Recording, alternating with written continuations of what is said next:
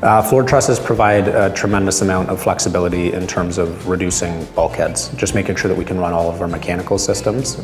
Working directly with the modeling team at Turkstra, we're able to model out all of our chases for all of our primary plumbing and HVAC runs. There's not a ton of floor trusses on the market. I know there's a few sort of ready-made solutions. The custom solution available from Turkstra Lumber is far and away better than the sort of the pre-made ones that are available on the market, just because of the customizability of it. Yeah, so we were sold on the floor trusses because of the ability to completely minimize bulkheads.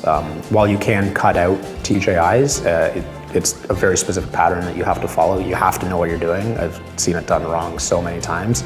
And it's way more time consuming to have to cut out those chases. A properly designed floor truss makes sure that we can hide all of the primary runs for mechanical systems, so HVAC and plumbing.